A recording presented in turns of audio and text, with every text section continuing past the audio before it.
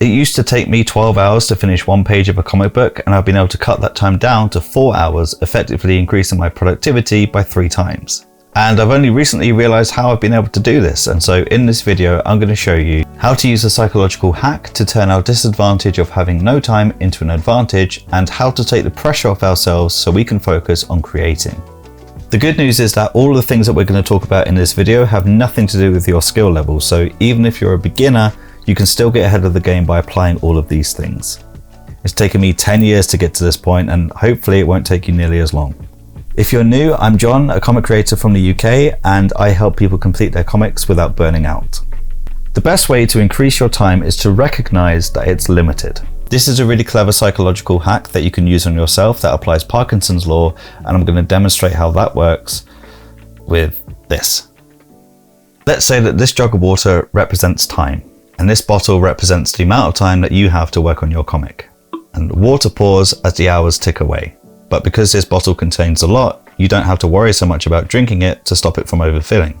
So you can spend time going on Pinterest to look for references, or to watch Princess Mononoke for the 20th time for inspiration. It is the best anime movie ever made, to be fair. That's right, I said it, come for me at the comments. Except this bottle was before you had kids, or a full-time job, or other responsibilities. So your bottle doesn't actually look like this. Instead, your bottle looks like this. The rate of water is the same, but now you need to drink it almost immediately to stop it from overfilling, because otherwise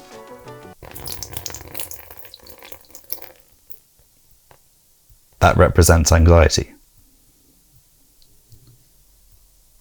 The point is that having restrictions on your time available forces action. And so the lack of time that you have is actually an advantage, because it leads to action, such as working on your comic instead of doom scrolling. The problem you have isn't your lack of time. It's the story that you keep telling yourself that's stopping you from completing your comic more consistently. You're waiting for the right time, or for inspiration to strike, or for when you've cleaned your area and bought a houseplant. But if you sit around waiting for the perfect conditions, you're never going to start. And you only need 30 minutes to get going. The majority of us can carve out 30 minutes of our day to work on our comic. If you can reasonably carve out more, then that's great, but you can get a surprising amount done in just 30. And when you're feeling really motivated about a project, finding that 30 minutes is really easy, right? But what about when the motivation dries up, your feet hurt, and you just want to go to bed? What do you do then? For starters, I just want to say that motivation is overrated and it never really lasts, so don't rely on that to get things done. With that out of the way, here's the main takeaway for you to do as soon as you finish watching this video. Get a planner. Now hold on, before you roll your eyes, I want to be clear and say that the planner itself is not going to solve anything for you. The way you use them is what matters. I've used planners for years, and for years I used them wrong, and I suspect you do too. I would write plans for my week and say things like, on Monday I'm going to ink page 14 of my comic, and on Tuesday I will thumbnail page 15 of my comic. And that totally works for the first couple of days. But then you miss a day because you're exhausted or ill, or something unpredictable happens, so now the work that you're supposed to do on Wednesday has to be bumped to Thursday, and now Thursday you're doing twice as much work as you're expecting, and then the whole thing falls apart, and why even bother? I'd go through that about once every 2 weeks for a couple of years, and I always assumed that it's because I wasn't planning well enough by being specific about the time slots that I was carving out for myself. And that was my brain being silly, and your brain is silly too, because we're inherently silly creatures. It's why we love comics. We're good at that. What our brains are not good at though is storing information. At least they're not good at storing useful information, because they'll definitely remember all the embarrassing things you did like 20 years ago.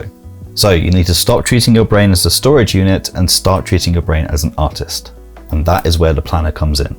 Personally, I recommend Notion. I'm not sponsored, but it's free, you don't need to download anything, and it's pretty easy once you get used to it to make even just a basic planner. For my planner, it's got everything I need in one place, so I can be free to forget important but boring information and instead think about how I'm going to compose my next panel, which is much more fun to think about. This is one of the ways that I use my planner to maximize the minutes that I have available. So I've got my script here, and what I've done is listed out the characters that appear in the next scene or chapter. And these are links that go to my character reference sheets, so I can just keep these open in a separate tab, and I can just flip back and forth or put this tab on a different screen, which means I can work without having to stop to open folders and rifle through my character references. I really encourage you to make your own because that's the free option, which is always nice. But if you don't have time or you just don't want to do it, then I do have a planner which you can see in the description. But do you have to use Notion for this to work? No, not at all. Google Docs, a calendar, or a scrap of paper works just as well if that's what makes sense to you. And since I've been using my planner, I can sit down and immediately make a start on my comic. I don't have to recall what I did last time because it's here on my checklist. I don't need to remember the brushes I used last time, which I forget a lot because they're also here. And if I want to do any planning in my calendar, then that's here too. Once you understand what the purpose of the planner is, then it feels like a huge weight of responsibility has been lifted from your shoulders. So try and make your own and see how you get on. You'll be amazed at what stress does to your memory and your performance. So if you can find ways to relax and unburden yourself, then you're going to have a much better time making your comic, even if you can only create in short bursts at a time. I found quite an interesting meta-analysis on stress, which suggests that mindfulness and relaxation interventions were the most effective at changing cortisol levels. Cortisol is the stress hormone for those who don't know.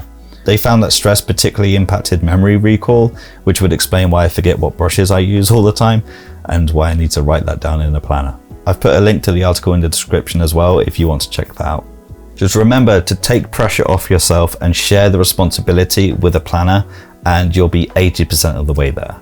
To get to the next level beyond that, then watch this video next where I share a system that I've been using since university that helps me make better comics faster.